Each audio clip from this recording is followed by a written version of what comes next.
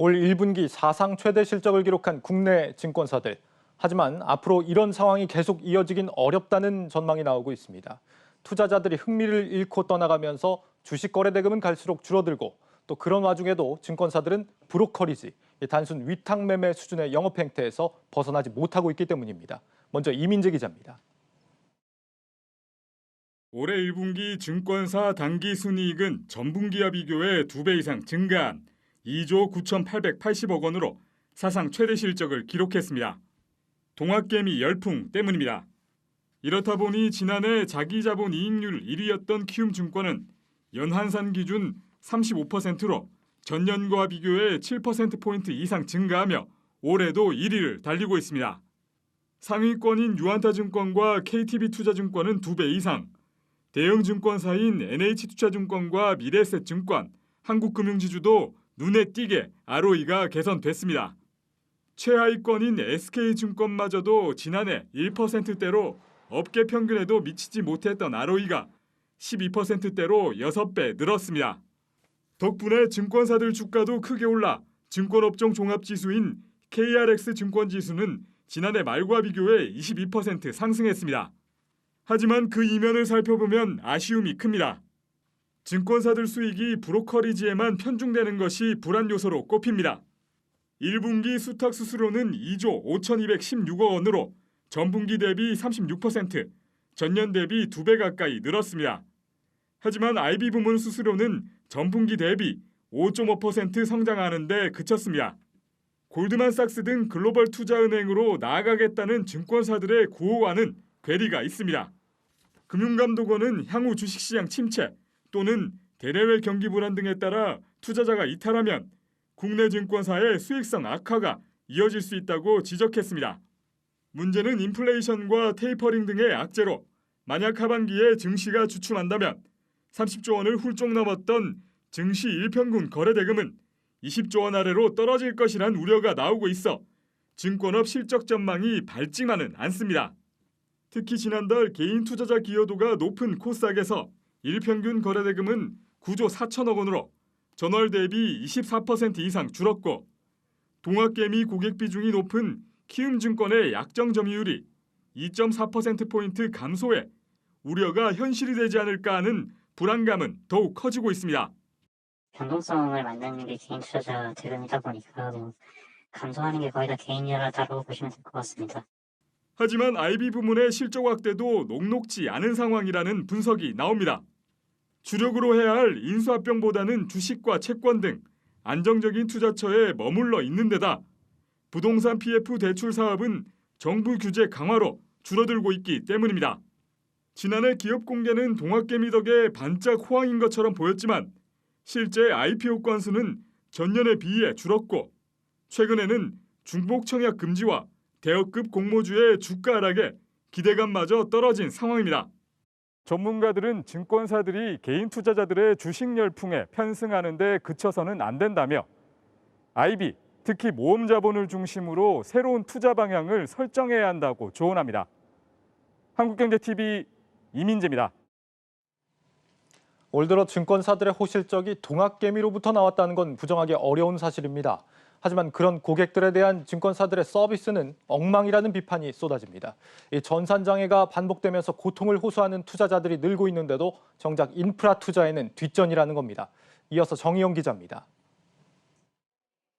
지난해부터 동학개미 열풍에 수많은 개인 투자자들이 증시에 몰려들고 있지만 국내 증권사들의 전산장애는 줄어들 기미가 보이지 않고 있습니다. 고용진 의원실이 금융감독원으로부터 제출받은 자료에 따르면 지난 2020년부터 올해 1분기까지 국내 자기자본 상위 10개 증권사의 HTS와 MTS 장애 건수는 36건으로 동학개미 열풍이 불기 이전인 2019년도 대비 급증했습니다. 특히 동학개미가 크게 증가한 최근 1년여 기간 동안 전산장애에 따른 실질 피해를 가늠할 수 있는 배상 건수는 27,692건, 누적 배상 금액은 119억 3,312억 원으로 이 역시 2019년도 대비 모두 급증했습니다. 같은 기간 증권사별 장애 건수는 올해는 없었지만 지난해에만 10건이 발생한 키움증권이 가장 많았고 삼성증권과 NH투자증권이 6건, 신한금융투자, 한국투자증권 등이 뒤를 이었습니다. 배상 액수 역시 키움증권이 57억 원으로 가장 많았고 한국투자증권, 신한금융투자, 삼성증권, 미래에셋증권 등의 순이었습니다. 전산장애가 증가하면서 전산장애 관련 민원 건수도 크게 늘어나고 있는 추세입니다. 10대 증권사들을 대상으로 보면 지난 2019년 322건이었던 것이 2020년에는 374건으로 증가했고 올해 들어서는 1분기에만 269건으로 민원이 폭증하고 있는 셈입니다. 하지만 국내 증권사들은 전산설비 개선 투자는 인색한 상황. 올해 1분기 전체 증권사들의 전산운용비는 1,681억 원으로 전분기 대비 소폭 상승하는 데 그쳤습니다. 동학개미 덕에 순이익은 2배가량 급증했지만 전산운용 투자는 소폭 상승하는 데 그쳐 고객 서비스 개선은 뒷전이라는 지적이 나옵니다. 작년부터 해서 동학개미들의 참여가 증가하고 시장 변동성이 증가함에 따라서 증권사들이 이제 실적이 큰 폭으로 개선이 됐는데 이 전산 인프라에 대한 투자는 다소 정체된 것으로 보입니다. 장기적으로 이 IT 시스템의 안정적인 관리 그리고 해킹 사고 예방 이런 것들이 매우 중요해지기 때문에 보다 이 전산 인프라 투자에 적극적으로 나서야 될 것으로 생각을 합니다. 실제 전체 증권사 순이익 대비 전산운용비 비율은 5.30% 수준으로 전분기 대비 절반 수준에 그칩니다. 이에 대해 증권사들은 전산운용비가 전산 투자의 모든 부분을 담고 있지는 않은 만큼 인력 충원 등 다른 부분에서 투자를 늘려가고 있다는 입장을 밝혔습니다. 실제 전산장애로 피해를 입은 고객이 빠르게 늘어가고 있는 만큼 사후 약방분식 처방보다는 선제적인 조치가 중요하다는 지적이 나옵니다. 한국경제TV 정희영입니다. 네, 증권사 호실적을 아름답게만 볼 수 없는 이유, 이 증권부 박혜린 기자와 함께 좀 더 자세히 알아보겠습니다. 박 기자, 그러니까 앞서 두 개의 리포트를 좀 살펴보면 1분기 사상 최대 이익을 증권사들이 기록을 했는데 1등 공신이라고 할 수 있는 이 동학개미들에 대해서 뭐 제대로 된 인프라나 서비스를 제공하지 못하고 있다. 영업 방식도 좀 너무 편중돼 있어서 앞으로 좀 낙관하기 어렵다 이런 얘기인 게 맞죠? 네, 맞습니다. 앞서 보셨듯 지난해부터 개인 투자자들의 증시 유입이 늘어나면서 증권사들의 HTS, MTS가 먹통이 되는 경우가 굉장히 많았습니다. 네. 지난해 발생한 증권사 전산장애는 모두 28건으로 전년에 비해 2배 가까이 늘었고 올해는 1분기에만 벌써 8건이나 발생을 했습니다. 네. 증권사들이 전산 설비 구축에 돈을 쓰긴 쓰지만 벌어들인 돈에 비해선 턱없이 부족하다는 지적이 나오는 이유입니다. 이 트레이딩 시스템이라는 게 곧바로 투자자들의 어떤 수익하고 좀 직결되는 문제인데 말이죠. 문제 아닙니까 상당히? 네, 그렇습니다. 그래서 최근 금융감독원에선 소비자 경보 주의를 발령을 하고 네. 피해 예방을 위한 지침까지 발표를 했습니다. 예, 피해 예방 지침이요. 이거는 어떤 겁니까? 네, 대체 주문 수단을 미리 숙지를 해놓고 장애가 발생하면 가까운 증권사 지점이나 고객센터 유선으로 대체 주문을 하라는 겁니다.